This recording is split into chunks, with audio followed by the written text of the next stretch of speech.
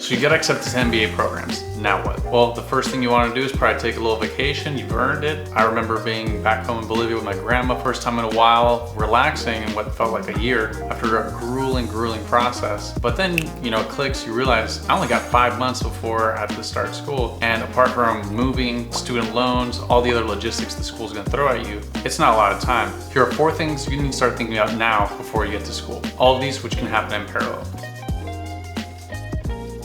So the first thing you want to do is choose between the programs you got into. Odds are, if you had a good application strategy, you got into at least 2 schools that you're actually considering, and then it's a tough decision, right? The best advice I can give you there is imagine what your life would be in both scenarios in the short, medium, and long term, right? So imagine in the short term, which school are you gonna be better off? Are you gonna enjoy the experience at one of the schools while you're there those first 2 years better? That's a win for one of the schools.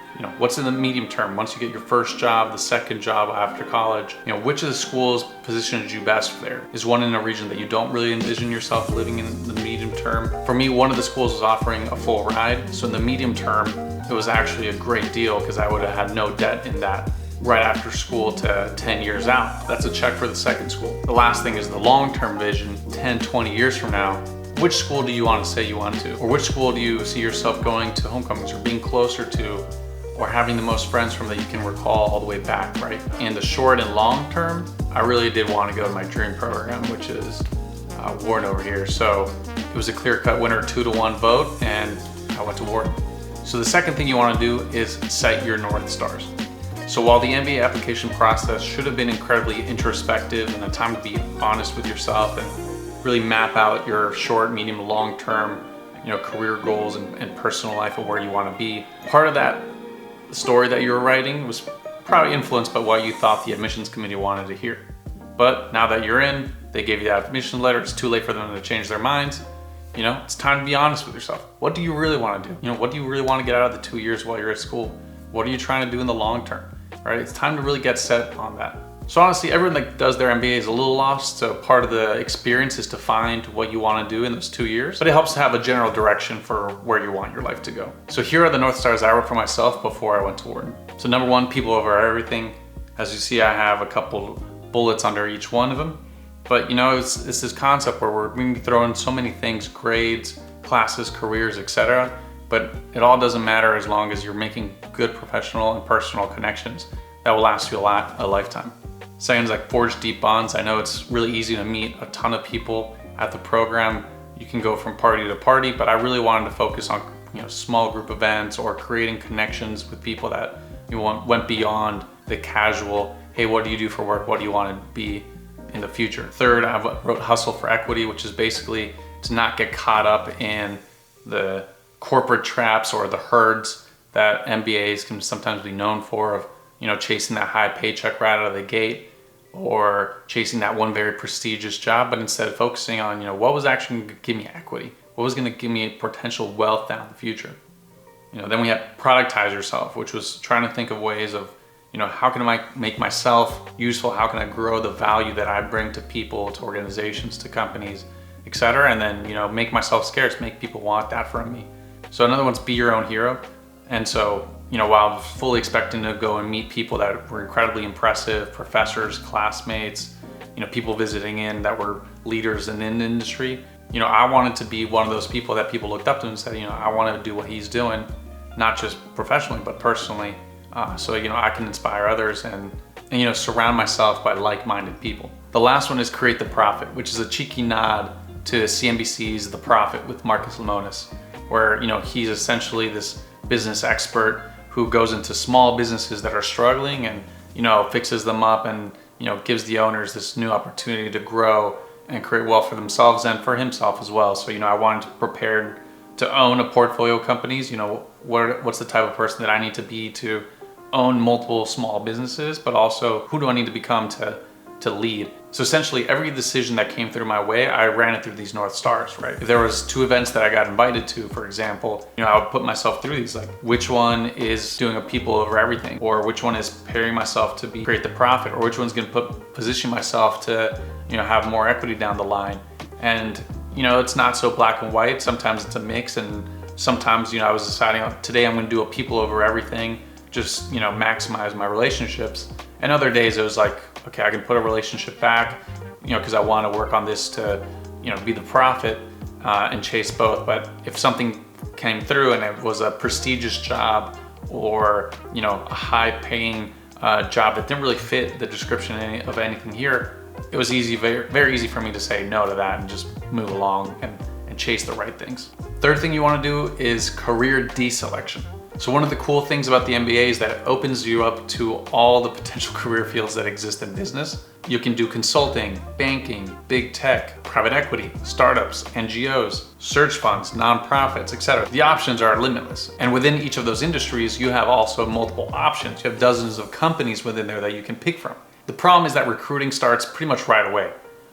You get on campus and a month later, there are interviews flying all over the place, people competing for the jobs that you might want. So you need to know which ones you're gonna go for right away. And while yes, you wanna take advantage of the resources of the program to be able to explore all these potential career fields, it doesn't help you when you have classmates that know exactly what they want and they're gunning for it. And if you're, debating between 5 different industries, you're gonna be left in the dust. Not to mention, you wanna spend your time socializing, having fun, actually learning in the classes, rather than going to informational interviews and career panels the whole time you're there. So in an ideal world, you get to campus with sponsorship from your employer, knowing that you have a job that you want to go back to. Like I was sponsored by Deloitte, so in my back of my mind, I already knew I'll go back to Deloitte and I'll get my loans paid for, no problem. So I don't need to really recruit. You could come in with a business that you already own and started before that you're gonna go back to and try to grow. Or you can come in with an internship for the next summer in hand already. Or a very clear direction for what careers and what jobs you want to apply for, so that when you get on campus, you are only spending time on that and you can move on. So like I said, you probably have limitless options of where you want to go to with this MBA now. So instead of just picking one right out of the gate, it's easier to chop them off one by one and have a final 3 that you can probably explore through the MBA experience. So for example, I was working at Deloitte in consulting, I already had my offer.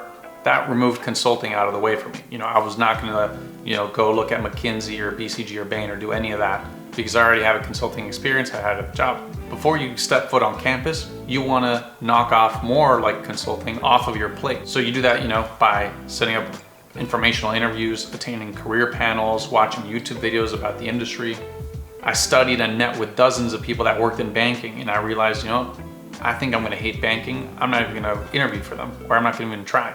Especially knowing that just applying is almost a full quarter semester's endeavor. Big tech, I met with dozens of people there, and I didn't really see myself working at one of these big techs, 5-10 years from now. So, kind of took that away from me. Startups were a little more appealing, so I kept that in the back burner. Private equity, after talking to dozens of people and watching a ton of YouTube videos, I realized that it's a hard career to get into if you didn't work in banking before, if you don't have another connection there. So, I said, maybe I don't waste my time there and I can focus on something that's more achievable compared to all these other Wharton people that are coming in with a ton of private equity experience. CPG just didn't really excite me too much.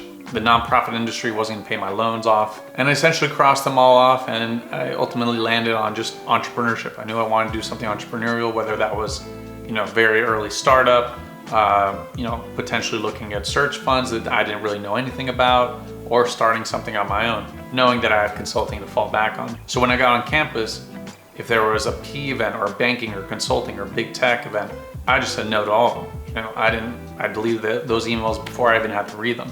And anything that was entrepreneurship, I kind of dove deep into. So the last thing you want to do is plan your vacations. The MBA Experience is a 2-year nonstop full go party, classroom, networking experience. It is exhausting.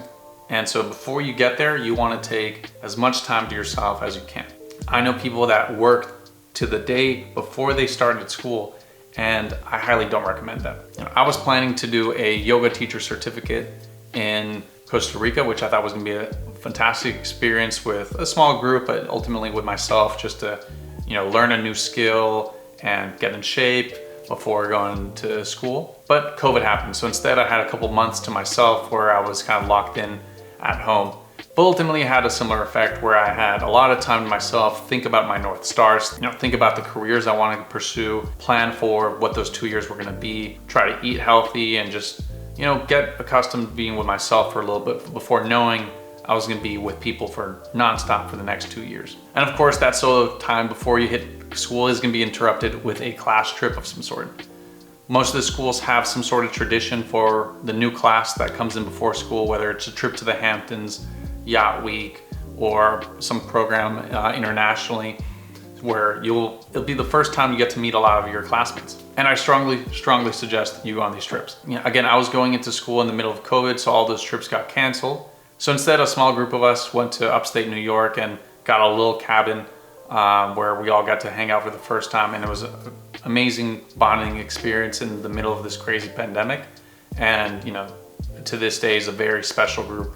Don't forget to like and subscribe. See you in the next one.